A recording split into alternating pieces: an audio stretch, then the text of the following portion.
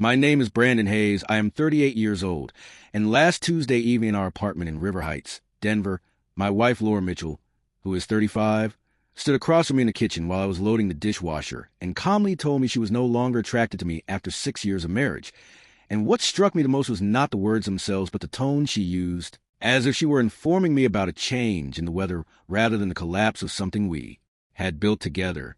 The apartment was quiet except for the steady hum of the refrigerator and the faint sound of traffic drifting up from the street below, and I remember placing a plate into the bottom rack with deliberate care, as if the way I arranged the dishes somehow mattered more in that moment than the confession hanging in the air between us. Lauren did not cry. She did not raise her voice, and she did not look particularly angry, which somehow made it worse, because there was no explosion to react to, no dramatic betrayal to defend myself against, just a statement delivered with unsettling composure. She said she had been feeling this way for months, that she had tried to ignore it, that she had hoped it would pass. And as she spoke, I noticed the way she avoided direct eye contact, choosing instead to focus on the countertop behind me, as if the granite pattern offered her something steadier to look at than my face. I felt a tightening in my chest, not sharp or violent, but heavy and dense, like a weight being slowly lowered onto my rib cage. What she clearly expected, I think, was some kind of reaction, a protest, an argument, maybe even a plea, because in the past, when we fought about smaller things like finances or weekend plans or whose turn it was to visit her parents, I had always tried to fix it, to negotiate, to talk it through until we reached some version of compromise. But this time I did none of that. I closed the dishwasher door, wiped my hands on a towel, and told her thank you for being honest, and I meant it in the most literal sense, because I would rather face an uncomfortable truth than live inside a comfortable lie. The look on her face shifted slightly when I said that. A flicker of confusion or maybe disappointment crossed her expression, as if my calm acceptance denied her the emotional confrontation she had prepared herself for. I did not ask her who she found attractive now. I did not ask whether there was someone else.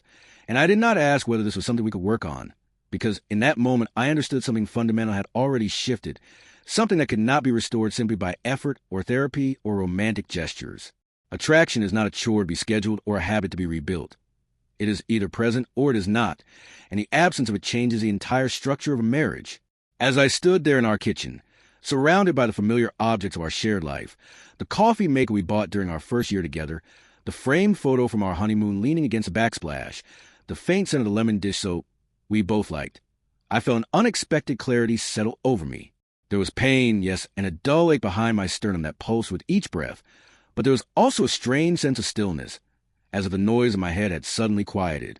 I realized that no argument would manufacture desire, no pleading would restore whatever she believed was missing, and no amount of self-criticism would undo the fact that she no longer looked at me the way she once had, so instead of collapsing into desperation, I mentally accepted that our relationship, at least in the form I had understood it, had changed irrevocably, and while I did not yet know what that would mean for our future, I knew that something inside me had shifted as well. Something that would not allow me to pretend this conversation had not just redefined the foundation of our marriage. That same night, the air in our bedroom felt unnaturally still, as if the walls themselves were holding their breath. And after we had both gone through familiar motions of getting ready for bed, brushing our teeth side by side without speaking, changing into sleepwear in opposite corners of the room like polite strangers, Lauren slid under the covers and leaned toward me the way she always did, her hand resting lightly against my chest as she moved in for a good-night kiss, as though the conversation in the kitchen had been nothing more than a passing inconvenience. I could feel the warmth of her breath against my cheek and the faint scent of her shampoo, something floral and soft that I had once associated with comfort, and for a brief second my body responded out of habit, the muscle memory of years spent ending the day the same way. But my mind did not follow. I turned my head slowly, not abruptly or with hostility, just enough so that her lips brushed against my jaw instead of my mouth, and I gently removed her hand from my chest before she could mistake my stillness for hesitation. I told her, in an even tone that surprised even me with its steadiness, that physical affection requires mutual attraction, and that earlier she had been clear about how she felt. The words did not carry anger, only logic, and that seemed to catch her off guard more than any accusation could have. She pulled back slightly, her eyebrows knitting together, and accused me of being dramatic, of overreacting to something she had said in a moment of vulnerability, as if I were punishing her for honesty rather than responding to it. I did not raise my voice, I did not sigh, and I did not roll away from her in theatrical hurt. I remained on my side of bed, propped up slightly on one elbow, and explained in a calm, almost clinical tone that intimacy is not a mechanical ritual to be performed out of routine, that it is an expression of desire, and that offer it to someone who has openly admitted they no longer want me would reduce it to something hollow and performative. I told her I would not continue initiating or accepting physical closeness under those circumstances, not as retaliation, but as a matter of self-respect. As I spoke, I could see the subtle shift in her posture, the way her shoulders stiffened and her lips parted, as though she had prepared a completely different script for the evening. She had expected tears or pleading, or at the very least an emotional confrontation that would reaffirm her position as the one in control of the narrative. But instead she was faced with composure, with boundaries, and with a version of me that was not scrambling to restore what she had withdrawn, that seemed to unsettle her more than any anger would have. She insisted that attraction can fluctuate, that marriage is about more than chemistry, that couples go through phases, and I agreed with her in principle, but I reiterated that those phases are navigated through effort from both sides, not through unilateral declarations followed by business as usual. The silence that followed felt heavier than the earlier confession, because now there was a visible gap between us, not just emotional but physical, a few inches of mattress that suddenly seemed like a canyon. I lay back against my pillow and folded my hands over my chest, staring at the ceiling while she turned onto her side, facing away from me, the faint glow of the streetlight outside casting thin lines of light across the wall. I could hear the subtle change in her breathing, not quite tears, but not steady either, and for a moment I wondered whether she regretted saying what she'd said, or whether she simply regretted the consequences. I did not feel triumphant, nor did I feel cruel. What I felt was a firm internal line that had been drawn without drama, without shouting, without ultimatums. She had defined her feelings clearly, and I was responding accordingly. The familiarity of our shared bed no longer carried the same warmth, and as I lay there awake long after she seemed to fall asleep, I understood that composure could be far more destabilizing than heartbreak, especially when the other person expects to witness you break. The next morning I woke up before my alarm, not because I had slept well, but because my mind had been running in quiet circles all night, and for the first time in years I did not roll toward Lauren to brush my lips against her shoulder or murmur a half-awake good morning into her hair.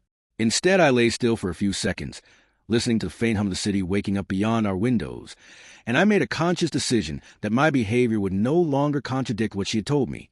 For 6 years, I had been the one who brought her coffee in bed every weekday, carefully measured with a splash of oat milk and a single packet of sugar, placed on her nightstand before she even opened her eyes, a small ritual that had become so automatic it felt like part of my identity as a husband. That morning I got up quietly, went to the kitchen, and made only one cup. The absence of that second mug felt louder than any argument could have. I sat at the kitchen counter alone, scrolling through emails on my phone, sipping my coffee slowly instead of carrying it down the hallway like an offering. When Lauren eventually emerged, still in her robe, her hair slightly tousled, she paused when she saw me already dressed and ready for the day. Her eyes flicked to the empty space on the counter, where her cup would normally wait.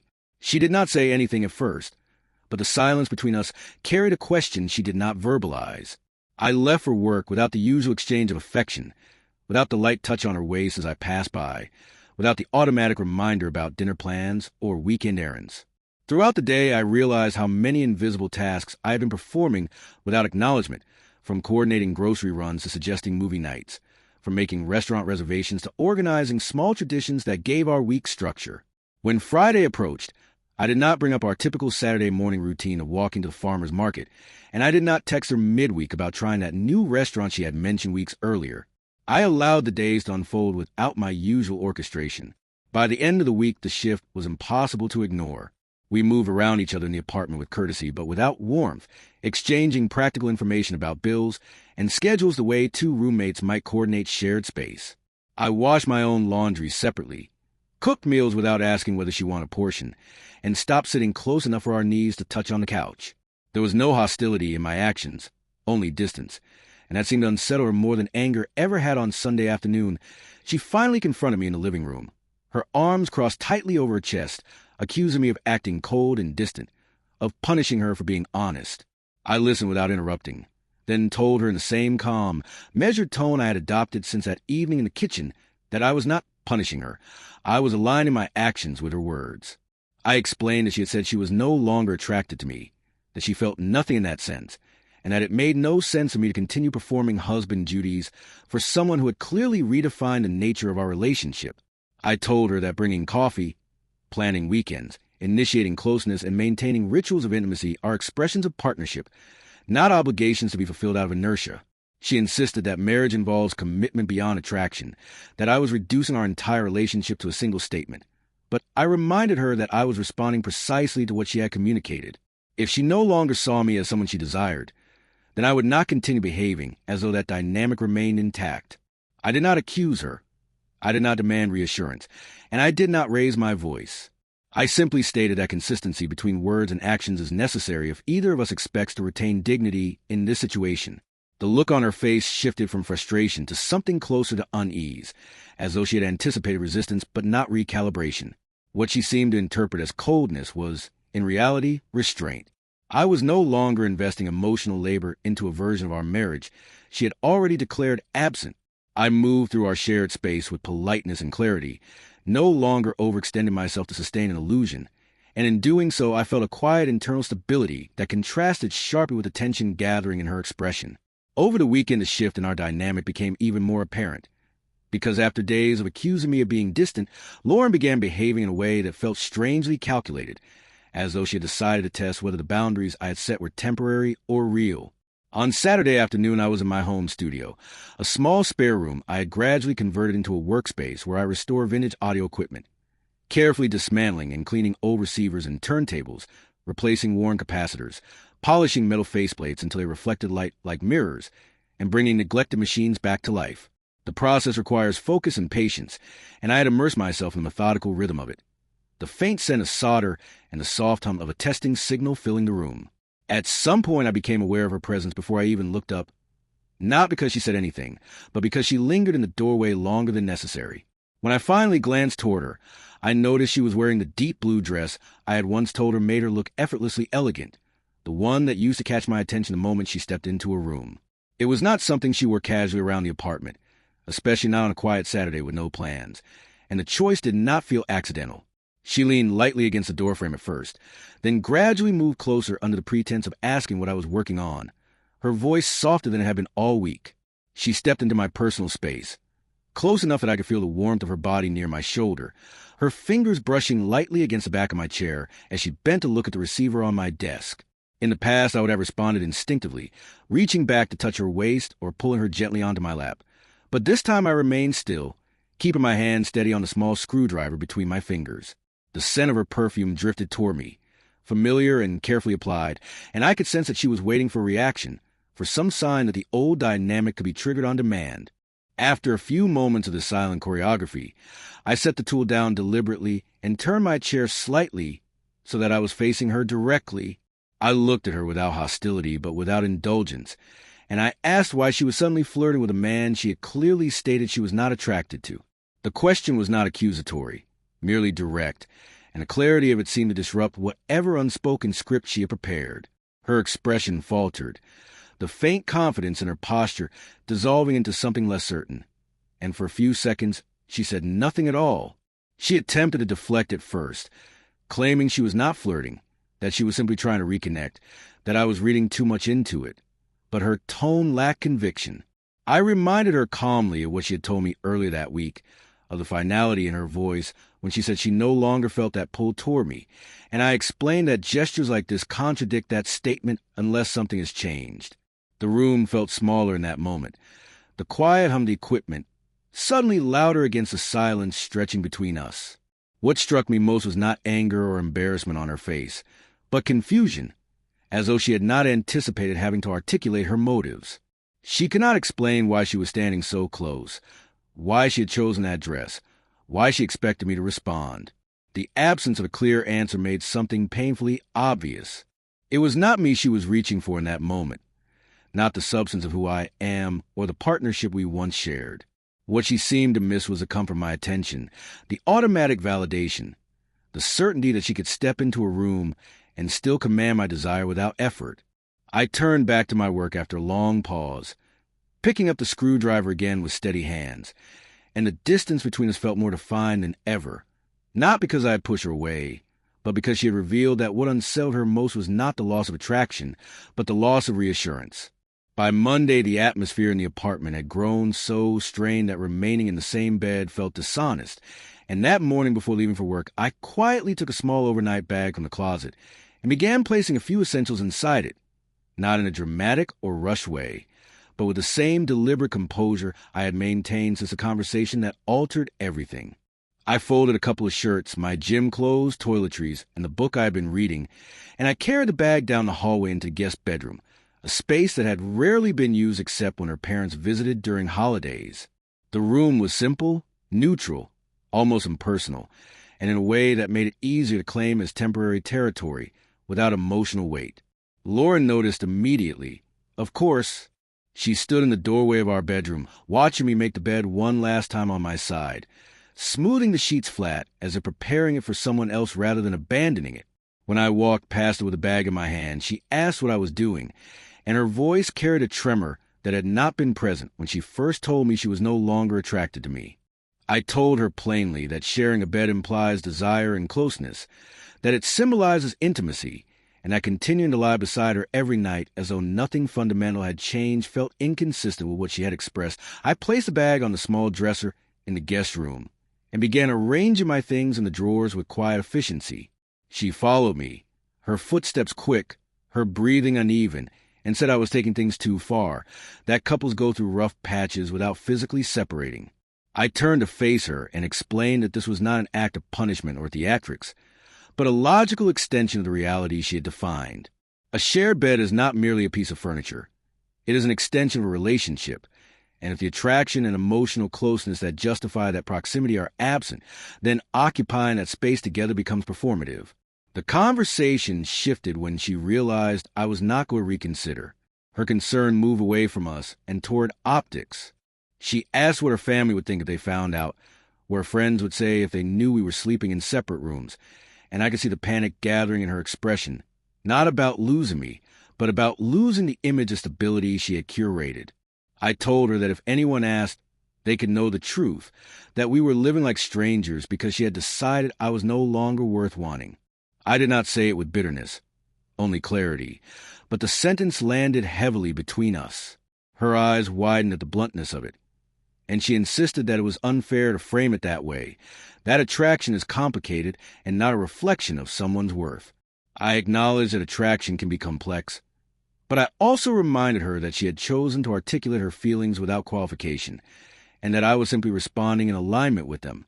If she felt nothing in that regard, then pretending we were a typical married couple behind closed doors while presenting something different publicly would only deepen the disconnect.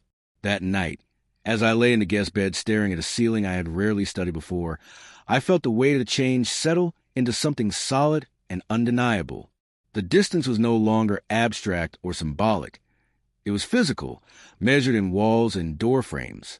I could hear faint movements from the master bedroom down the hall, the subtle creak of the mattress when she shifted, and for the first time in 6 years we ended the day not inches apart but in separate rooms, divided not by anger but by the consequences of her own words. A few days after I moved into guest bedroom, when the initial shock of the physical separation had settled into an uneasy routine, Lauren approached me in the kitchen with a proposal that she clearly believed sounded practical and mature. She suggested that if we were going to continue living under the same roof while navigating whatever this new version of our relationship was, we should split our finances like roommates, a clean and simple 50-50 arrangement that would remove emotional ambiguity from the equation. She framed it as fairness, as independence, as two adults taking responsibility for themselves, and on the surface it sounded reasonable, almost progressive, but I could hear the expectation in her tone that I would immediately agree in the name of civility. For the past 6 years, I had handled the majority of our financial logistics, not because she was incapable, but because I earned significantly more and had a stronger background in budgeting and long-term planning.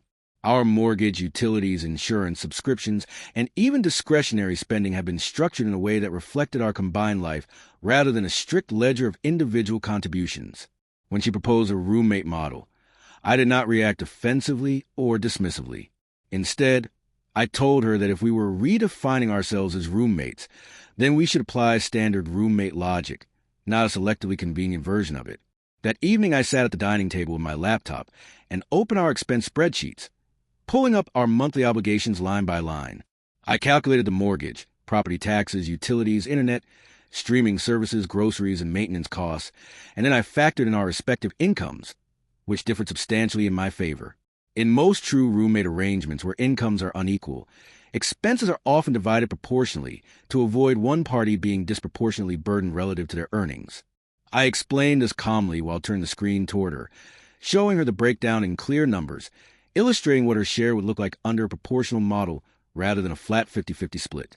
The difference was not minor, because she earned less, but not insignificantly so. A proportional division based on income percentage would actually require her to contribute more than she anticipated if we were to restructure certain joint benefits that had previously favored her under our married arrangement, such as shared health insurance coverage and the portion of savings I had consistently allocated toward joint investments. Under typical roommate logic, those benefits would dissolve, and each of us would carry independent financial responsibilities. I walked her through it methodically, not to intimidate her with numbers, but to make the implications transparent. As the reality of the calculation settled in, her posture shifted. The initial confidence in her proposal faded into visible discomfort.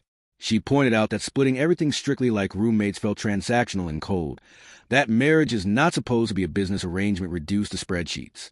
I reminded her gently that she had already introduced a roommate framework, and that I was simply ensuring we applied it consistently rather than selectively. The silence that followed was telling. She did not argue with the math. She did not claim the numbers were unfair. Instead, she quickly softened her stance, suggesting that perhaps we did not need to rush into restructuring finances after all, that maybe we could keep things as they were for the sake of stability. In that moment, the pattern became unmistakable. She wanted emotional distance, autonomy, and the freedom to detach from me without confronting the practical consequences, but she did not want to relinquish the financial stability that our marriage provided. The neat 50-50 idea had been appealing when it seemed symbolic and convenient, but when confronted with the full logic of independence, the enthusiasm evaporated. I closed the laptop without triumph or resentment, only with clarity, understanding that what she sought was not true separation, but selective detachment that preserved comfort while removing accountability. Over the following 2 weeks, Lauren shifted from defensive frustration to urgent effort, and the sudden intensity of her attempts to reverse the distance felt less like organic reconciliation and more like a campaign designed to regain control of something that had slipped out her hands. She began with romantic dinners that she prepared without being asked, setting the table with candles and the wine glasses we normally reserve for anniversaries, cooking dishes she knew I liked, and watching my face carefully as I took each bite, as though searching for visible signs of softening. I thanked her politely for the meal, complimented the food with sincerity where it was deserved, and cleared my plate without allowing the atmosphere to drift into nostalgia. When that did not restore the dynamic she seemed to want, she shifted tactics and started waking up early to make elaborate breakfast, leaving notes beside my coffee cup in handwriting that once would have felt affectionate, but now read like negotiation. She brushed against me in the hallway more frequently, laughed a little too loudly at minor comments, and one evening mentioned a male co-worker in a way that was clearly designed to provoke a reaction, describing his attention toward her with subtle emphasis. I listened without visible irritation, acknowledging the information without engaging in competitive instinct she appeared to be testing. The absence of jealousy unsettled her more than anger would have. As the days passed and none of these gestures produced the emotional regression she seemed to expect, she finally shifted to pleas for therapy, insisting that we owed it to our marriage to seek professional help, that what she had said about attraction had been influenced by stress and exhaustion. I told her I did not oppose therapy in principle, but that therapy is meant to address miscommunication and unresolved conflict, not to manufacture desire after it has been publicly withdrawn. I reminded her calmly that she had spoken with clarity when she told me she was no longer attracted to me, and that my response had simply been to align my behavior with that reality. One evening, after another strained attempt at rekindling intimacy, she stood in the living room and said she had been wrong, that she was attracted to me again, that the distance had made her realize what she had taken for granted. Her voice carried urgency this time, not the cool detachment of that first night in the kitchen. She said she had panicked, that she had confused familiarity with boredom, and that seeing me withdraw had reminded her of what she might lose. I listened without interrupting, studying not just her words but the timing of them.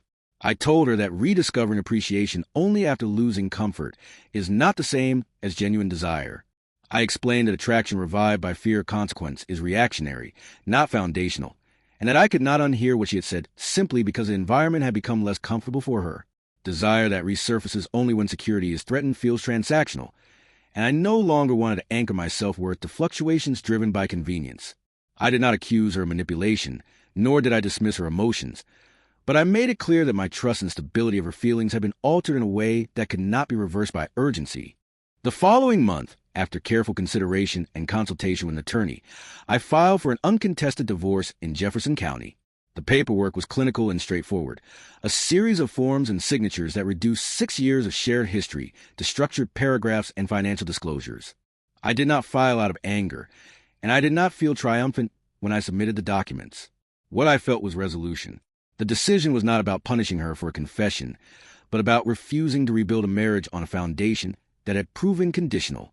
When I walked out of the courthouse that day, the air felt colder than usual, but it also felt honest. And for the first time since that evening in the kitchen, my internal sense of stability matched the reality of my circumstances. 4 months after the divorce was finalized, after the paperwork had been processed and the legal language had fully replaced the word husband with former spouse, I ran into Lauren unexpectedly at a grocery store in Cherry Creek on a quiet Sunday afternoon, and the moment unfolded with an almost surreal clarity that only comes when the past and present collide without warning. I was there with Megan Harper, a woman I had been seeing for several weeks. Someone I met through mutual friends who approached life with a steadiness that felt refreshingly uncomplicated. We were standing in the produce section comparing avocados, lightly teasing each other about who could judge ripeness better, when I heard my name spoken in a voice I once knew intimately. I turned and saw Lauren a few feet away, a shopping basket hanging loosely from her arm, her expression shifting rapidly from surprise to something more complex, something that blended recognition with discomfort. For a second, the world narrowed to the three of us standing between stacks of citrus and carefully arranged displays of greens, and I could feel Megan's presence beside me, calm and curious, but not tense. I introduced them briefly, my tone even, and Megan offered a polite smile that carried no insecurity. There was no awkward grip on my arm, no territorial gesture, just quiet confidence. Lauren's eyes moved between us, lingering slightly longer on Megan than necessary, and I noticed a subtle tension in her jaw. After a few seconds of small talk that felt mechanical and thin, she shifted the conversation, telling me she had been dating since the divorce, and that it had been awful, her words carrying an undertone of frustration that seemed less about humor and more about disappointment. She mentioned men who lacked ambition, who were emotionally unavailable, who did not measure up to what she once had. And then she paused, letting the implications settle between us. The grocery store noise hummed around us, carts rolling past, scanners beeping in the distance. Yet the moment felt suspended. She said she had been wrong about many things, that she had realized too late what stability and loyalty truly meant. And she implied, without stating it outright, that perhaps we had acted too quickly, that maybe there was still space to reconsider. The phrasing was careful, almost tentative, as though she expected resistance but hoped for an opening. I looked at her without bitterness, without the urge to relitigate the past, and I felt something I had not anticipated months earlier, which was calm detachment rather than lingering hurt. I told her sincerely that I hoped she found what she was looking for, that dating could be frustrating, and that I wished her well. I did not remind her of the nights she declared she felt nothing, nor did I recount the weeks of sudden effort once comfort began slipping away. There was no need to argue or defend my decision. My life had already moved forward. Megan stood beside me without tension, her hand brushing lightly against mine in a gesture that was natural rather than strategic, and in that simple contact, there was something profoundly different from what I had once tried to preserve. Lauren's expression tightened slightly when she realized there would be no reopening of the past, no emotional unraveling, no reconsideration fueled by nostalgia. She nodded, said she understood, though her tone suggested otherwise, and after a final exchange of polite words we separated, her cart rolling in the opposite direction as Megan and I continued toward the checkout. As we walked away, there was no dramatic surge of triumph, no vindictive satisfaction, only a steady sense of alignment between who I was and the choices I had made. Megan never once had to convince herself she wanted me, never had to rediscover attraction when comfort wavered, and never treated desire as negotiable currency. The contrast was quiet, but undeniable. Walking out of that store beside someone who chose me without hesitation felt less like a victory over the past, and more like confirmation that peace and self-respect carry a weight that pleading never can.